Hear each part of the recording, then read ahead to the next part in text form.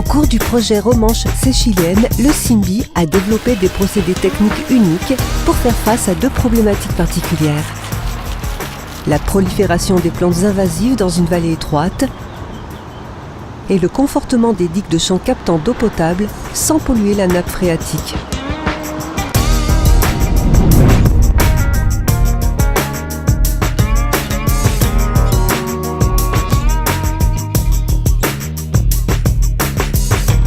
La renouée du Japon fait partie des plantes invasives qui prolifèrent le long des rives des cours d'eau. 2 cm de rhizomes suffisent à la plante pour développer un plan complet. Lors des travaux de terrassement du Simbi, tout était favorable à la multiplication de cette plante. Rien qu'un petit fragment comme celui-ci est capable, mis dans des conditions d'humidité satisfaisantes et mis un peu dans des matériaux, est capable de donner un nouvel individu. Une fois installée, la renouée du Japon étouffe toutes les autres espèces. Contrairement au projet Iséramon, Romanche Seychilienne ne disposait pas de gravière permettant de stocker facilement les matériaux contaminés par cette plante invasive. Il fallait donc trouver une solution pour isoler la renouée du Japon des 18 000 m3 de terre qu'elle avait souillée et la détruire pour réutiliser tous ces matériaux. L'ensemble de cette filière qui a été proposée et mise en place sur la Romanche, ça s'appelle donc le criblage-concassage des rhizomes de renouée du Japon qui se fait en différentes étapes. Donc la première opération de cette filière, ça consiste à cribler, c'est-à-dire à tamiser de manière suffisamment fine les matériaux qui contiennent ces rhizomes de renouée. Donc c'est l'atelier qu'on voit derrière nous. Donc il s'agit d'un tamis cylindrique qui nous permet de séparer les matériaux en 2 catégories. D'une part, les matériaux fins qui sont dépourvus de rhizomes de renouée et du coup les matériaux grossiers qui contiennent ce qu'on appelle le refus, qui contiennent des graviers, des bois et qui contiennent les rhizomes de renouée du Japon. Donc la seconde étape qui consiste à neutraliser les matériaux que nous avons devant nous, donc on va les concasser à une finesse, à un diamètre suffisamment important pour que les rhizomes soient complètement détruits.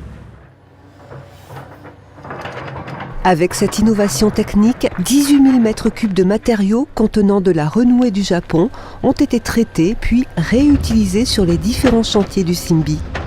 Les suivis scientifiques ont prouvé que les essais sont concluants. Aucune repousse de renouée n'a été trouvée sur les digues renappées et revégétalisées.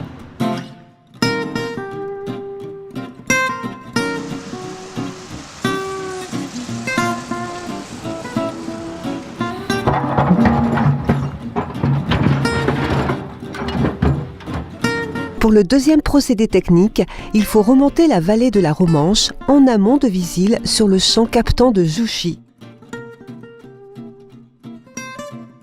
Le champ captant de Jushi, ce sont les installations de production d'eau potable du CIERG, du syndicat intercommunal des eaux de la région grenobloise, qui alimente 220 000 habitants de l'agglomération grenobloise avec une eau d'excellente qualité. Et c'est une eau qui est filtrée naturellement et qui est distribuée sans aucun traitement, ce qui est vraiment une spécificité nationale.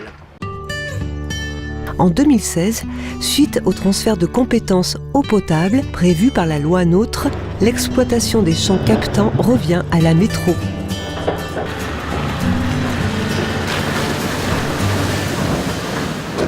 Avant les travaux de confortement de digues, les sables et graviers du fond de la rivière filtraient naturellement l'eau avant qu'elle n'atteigne la nappe. Cependant, pour conforter le pied de digue, on met en place un sabot composé de gros rochers qui laisse passer l'eau plus vite qu'avant, si bien qu'elle n'a potentiellement plus le temps d'être filtrée convenablement. Le Simbi, en lien avec le CIERG, l'Agence régionale de santé, et une équipe d'hydrogéologues, sont arrivés à mettre au point un filtre. Pour ça, ce qu'on a fait, c'est qu'on a essayé de reconstituer un filtre qui n'est pas le filtre naturel, puisque on l'a modifié, mais d'essayer d'être au plus près de ce qu'est la filtration naturelle. Et notamment dans ces gros blocs, on a intercalé, on a percolé, c'est notre terme de jargon, des matériaux plus fins, de manière à reconstituer un lit naturel, un filtre naturel.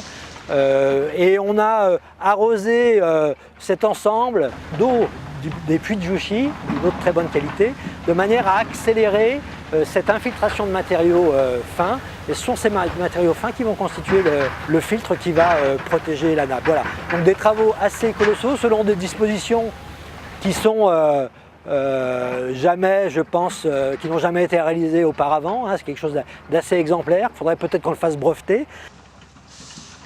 Les suivis bactériologiques et qualité renforcée de l'eau de la nappe, qui s'ajoute à celui de l'autorité sanitaire, est positif. Les champs captants, qui sont maintenant protégés contre la crue centennale de la Romanche, n'ont subi aucune contamination préjudiciable.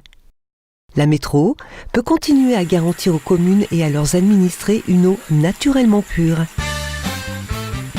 Le traitement de la renouée du Japon par concassage fin et la réalisation de travaux de confortement de digues en limitant les impacts sur un champ captant d'eau potable sont deux procédés techniques qui ont vu le jour lors des travaux menés par le CIMBY sur la Romanche.